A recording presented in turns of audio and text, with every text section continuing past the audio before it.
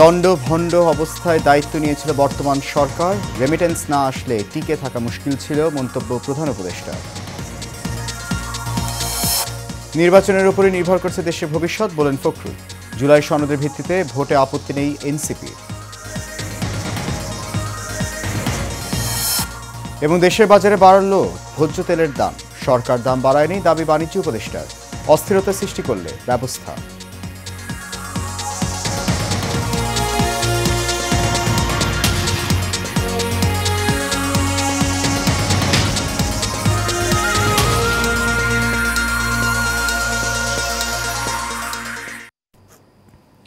সবাইকে স্বাগত জানাচ্ছি এশিয়ান প্রাইম নিউজে। আপনাদের সাথে আছি আমি সৈয়দ মাহিউজ্জামান মুখর।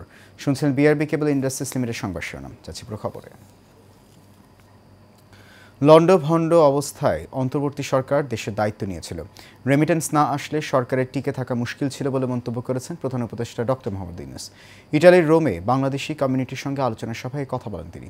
এ সময় প্রধান উপদেষ্টা বলেন, সরকারের দায়িত্ব নেওয়ার সময় কর্মরতদের বেতন কিংবা আন্তর্জাতিক ঋণ পরিশোধের জন্য অর্থ ছিল না, তখন প্রবাসীদের পাঠানো রেমিটেন্স তাদের শক্তি জুগিয়েছে। তিনি আরও বলেন, ইটালির অভিযোগ করেছে বাংলাদেশিরা যে দেশেই যায় সেখানেই বিশৃঙ্খলা তৈরি করে, এমন প্রবণতা থেকে বেরিয়ে আসতে হবে। এর আগে রোমে WFPর ভারপ্রাপ্ত প্রধান কার্ল স্কাউরের সঙ্গেও বৈঠক করেন প্রধান উপদেষ্টা ডক্টর মোহাম্মদ ইউনূস।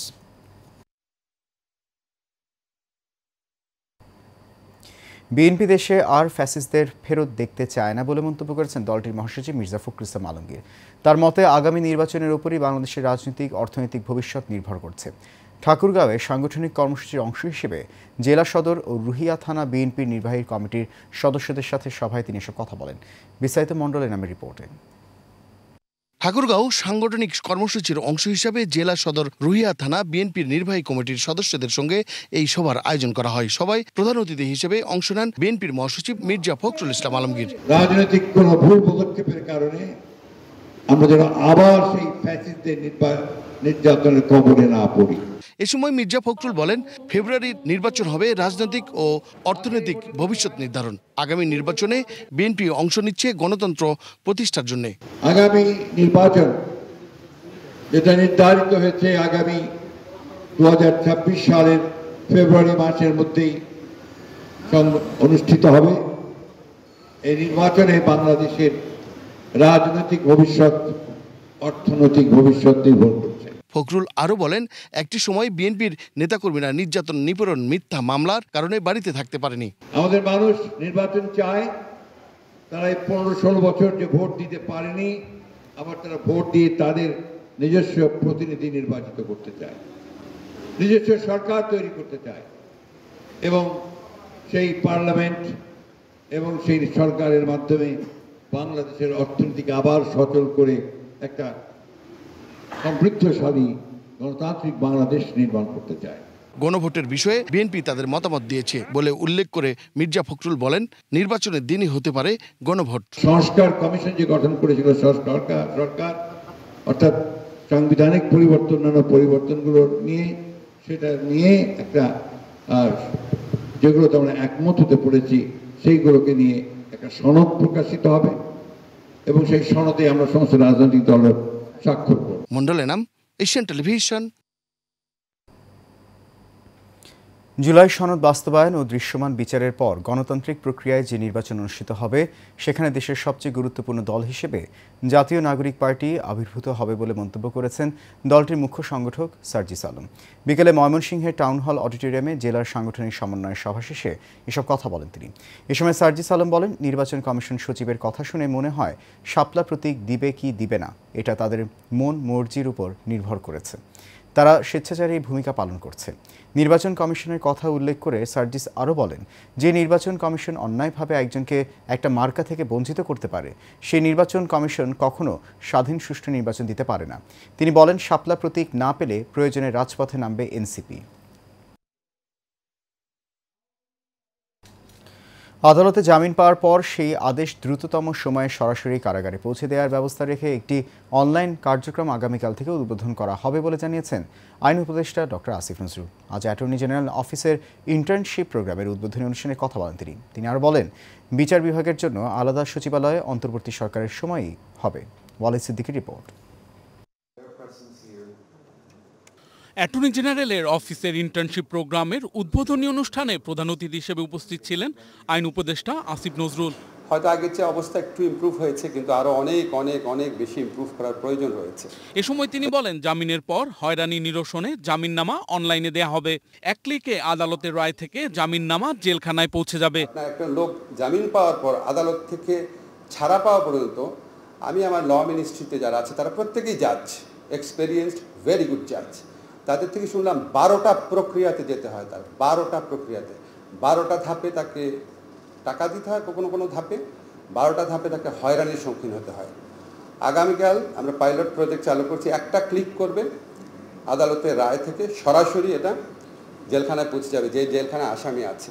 তিনি আরো বলেন, বিচার বিভাগের জন্য পৃথক সচিবালয় আইন, গুমের আইন, দুর্নীতি দমন কমিশন আইন, হিউম্যান রাইটস আইন আগামী কয়েক সপ্তাহের মধ্যেই সম্পূর্ণ হবে।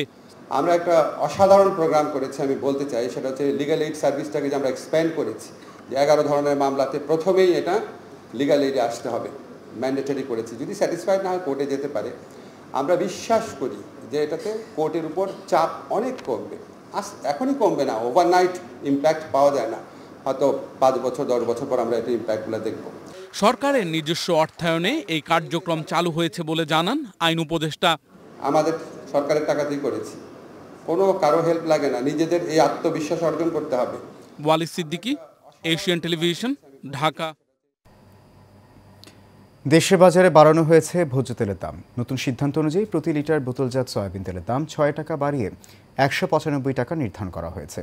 নতুন দাম আজ থেকে কার্যকর হয়েছে। এর আগে সোমবার সচিবালয়ে বাণিজ্য মন্ত্রণালয়ের সচিব মাহবুবুর রহমানের সভাপতিত্বে ভোজ্য তেল ব্যবসায়ীদের সঙ্গে এক বৈঠকে এই সিদ্ধান্ত হয়। বৈঠক শেষে Bangladesh vegetable oil refiners and Vanaspati manufacturers অ্যাসোসিয়েশনের পক্ষ থেকে এক সংবাদ বিজ্ঞপ্তির মাধ্যমে নতুন দাম ঘোষণা করা হয়। একইভাবে খোলা সয়াবিন তেলের দাম প্রতি লিটারে 8 টাকা বাড়িয়ে 177 টাকা করা হয়েছে। এছাড়া খোলা পাম তেলের দামও বাড়ানো হয়েছে। এখন থেকে প্রতি লিটার খোলা পাম তেল বিক্রি হবে 163 টাকায়।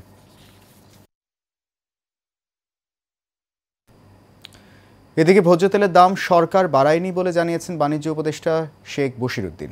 সয়াবিন ও পাম তেলের দাম বাড়ানোর বিষয়ে সাংবাদিকদের প্রশ্নের জবাবে এই তথ্য জানান তিনি। উপদেষ্টা বলেন, মন্ত্রণালয়ের অনুমোদন ছাড়া দাম বাড়ানোর এখতিয়ার ব্যবসায়ীদের নেই। এ সময় ব্যবসায়ীদের প্রতি হুঁশিয়ারি দিয়ে তিনি আরও বলেন, যদি ভোজ্য তেলের দামের তারতম্য ঘটে তবে সরকার প্রয়োজনীয় সক্ষমতা ব্যবহার করবে। ইন্টারন্যাশনাল কনভেনশন সিটি বসুন্ধরায় 20তম জাতীয় ফার্নিচার মেলার উদ্বোধনী অনুষ্ঠানে প্রধান অতিথির বক্তব্যে শেখ বশিরউদ্দিন বলেন, দেশীয় ফার্নিচার শিল্পে এখন নকশা ও মানের দিক থেকে বিশ্বমান অর্জনের সুযোগ তৈরি হয়েছে।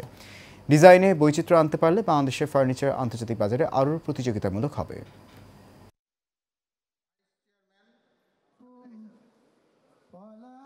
আপনারা উদ্ভাবন করুন, আপনারা পণ্যের উপযোগিতা সৃষ্টি করুন, আপনারা বৈচিত্র্য তৈরি করুন, আপনারা মূল্য ক্রয় সক্ষমতার ভিতরে দামের থেকে দামি, মূল্যের থেকে আর্থিক মূল্যের থেকে দামি এরকম একটা অবস্থা তৈরি করুন, যার বিনিময়ে ভোক্তারাও আনন্দিত হবে। যারা আজকে আসবেন, এই মেলা দেখবেন, ওনারা উৎসাহিত হবে।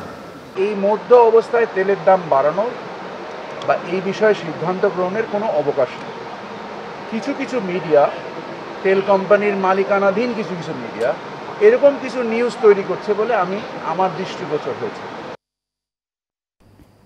দেশের প্রথম মেগা গেটেড কমিউনিটি রূপায়ণ সিটি উত্তরা এবং দেশের শীর্ষস্থানীয় হেলথ কেয়ার প্রতিষ্ঠান ল্যাবেড লিমিটেড, ল্যাবেড ক্যান্সার হাসপাতাল ও লাইফ প্লাস বাংলাদেশ লিমিটেডের সমঝোতা চুক্তি স্বাক্ষরিত হয়েছে। রূপায়ণ সিটি উত্তরার স্কাইভিলা লঞ্চ 1-এ এই সমঝোতা চুক্তি স্বাক্ষর অনুষ্ঠিত হয়। এই চুক্তির মাধ্যমে ল্যাবেড গ্রুপ রূপায়ণ সিটির ক্লায়েন্ট ও রেসিডেন্টদের জন্য দেবে বিশেষ হেলথ বেনিফিট ও এক্সক্লুসিভ সার্ভিস, যার মধ্যে রয়েছে ডিসকাউন্টেড টেস্ট ও ট্রিটমেন্ট প্যাকেজ এবং প্রায়োরিটি সার্ভিস সুবিধা। অপরদিকে ল্যাবেডের ক্লায়েন্টরা রূপায়ণ সিটি থেকে পাবেন বিশেষ অফার, যা তাদের আধুনিক ও উন্নত জীবনযাত্রাকে আরও সমৃদ্ধ করবে। রূপায়ণ সিটির পক্ষে চুক্তিতে স্বাক্ষর করেন রূপায়ণ সিটির সিইও এম মাহবুবুর রহমান। ল্যাবেড লিমিটেডের পক্ষে স্বাক্ষর করেন deputy managing director Shakib Shamim. এছাড়া ল্যাবেড ক্যান্সার হাসপাতালের পক্ষে স্বাক্ষর করেন ম্যানেজিং ডিরেক্টর শাকিব শামীম এবং লাইফ প্লাস বাংলাদেশ লিমিটেডের পক্ষে স্বাক্ষর করেন সিইও মোহাম্মদ শরীফ আল আবিদ। একটা সমন্বিত জীবন ব্যবস্থা সেটা শুধুমাত্র একটা থাকার জায়গায় না, সেখানে তার জীবনযাপনের প্রয়োজনীয় সমস্ত কিছুই আছে। তো এই বিষয়গুলোকেও আমরা মানুষের দোরগোড়ায় নিয়ে যেতে চাই, সচেতন করতে চাই। এই সচেতনতার একটা অন্যতম অংশ হিসেবে আজকে ল্যাবএইডের সাথেও আমাদের এই চুক্তি স্বাক্ষরিত হলো। ল্যাবএইডের সঙ্গে আজকে যে এমইউটা করলাম, তারা স্বাস্থ্যক্ষেত্রে অনেকভাবে আমাদের কাছে সহায়তাটা পাবে। বিশেষ করে হসপিটালের ক্ষেত্রে, যে কোনো স্বাস্থ্যক্ষেত্রে যেভাবে ডিসকাউন্ট আমরা তাদেরকে ফ্যাসিলিটি করব, ডিসকাউন্টের চেয়ে বড় বিষয় হচ্ছে যে গুণগত মানসম্পন্ন যে স্বাস্থ্যসেবা আছে সেটা আমরা কিন্তু নিশ্চিত করতে পারবো। সেক্ষেত্রে আমি মনে করি আমাদের জন্য আজকের এই যে এমইউটা হলো, এটা রূপায়ণ এবং ল্যাবএইডের জন্য অনেক একটি সাফল্য এবং অনেক বেশি একটা মাইলফলক হয়ে থাকবে।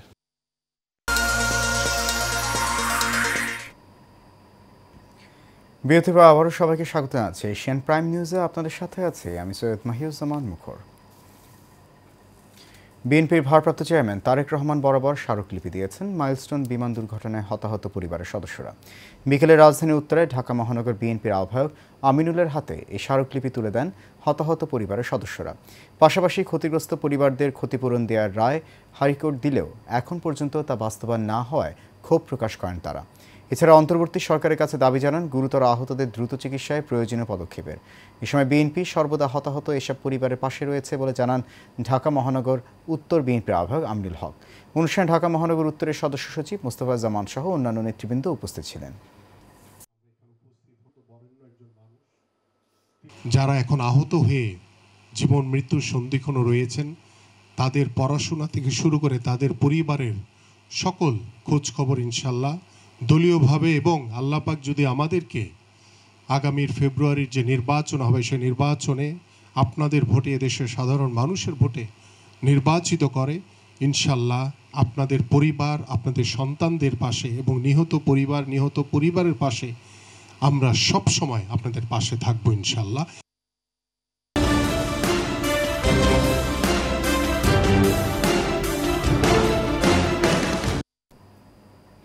এবার সারা বাংলা প্রসঙ্গ। ময়মনসিংহের গফরগাঁওয়ের শালটিয়া ইউনিয়নে বিএনপির 31 দফার ভিত্তিতে উঠান বৈঠক করেছেন ময়মনসিংহ দক্ষিণ জেলা বিএনপির সাবেক যুগ্ম আহ্বায়ক নবগঠিত কমিটির সদস্য অ্যাডভোকেট আল ফাত্তাহ খান। সোমবার অনুষ্ঠিত উঠান বৈঠকটিতে সভাপতিত্ব করেন পাগলা থানা বিএনপির সাবেক সদস্য আমির উদ্দিন পালোয়ান ও সঞ্চালনা করেন গফরগাঁও উপজেলা স্বেচ্ছাসেবক দলের যুগ্ম আহ্বায়ক দিদারুল ইসলাম। উঠান বৈঠকের প্রধান অতিথির বক্তব্যে ফাত্তাহ খান বলেন, যদি তিনি মনোনয়ন পান তাহলে গফরগাঁওয়ের রাস্তাঘাট, চিকিৎসা, শিক্ষা ও কৃষি খাতের উন্নয়ন করবেন এবং মাদক, চাঁদাবাজ, দখলদার ও ভূমি দস্যুমুক্ত গফরগাঁও গড়ে তুলবেন।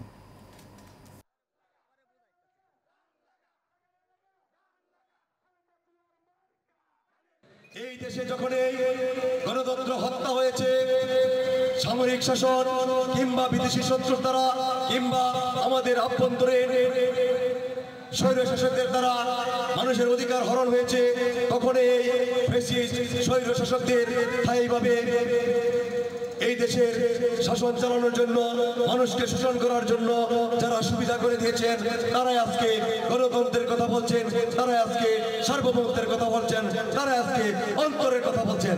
তারা কি মির্জাফরের যাত্রা?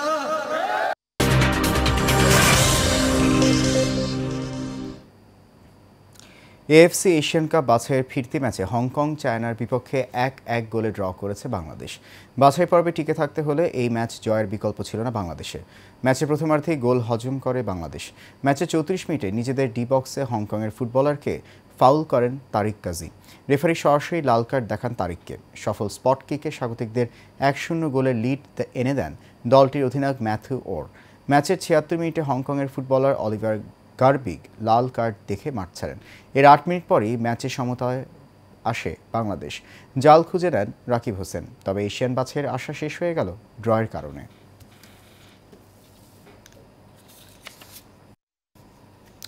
শেষ খবর এশিয়ান প্রাইম নিউজ। তার আগে বিআরবি কেবল ইন্ডাস্ট্রিজ লিমিটেড সংবাদ শিরোনামগুলো জানিয়েছে।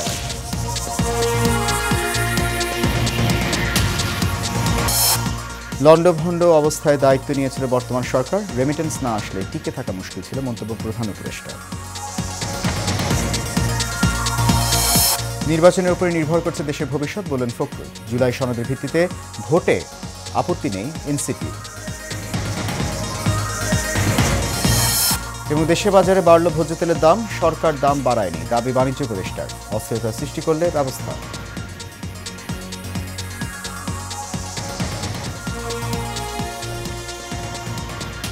এশিয়ান প্রাইম নিউজ এ পর্যন্ত। আমাদের পরবর্তী আয়োজন দেখার আমন্ত্রণ রইল। আপনার সঙ্গে থাকার জন্য অনেক ধন্যবাদ সবাইকে।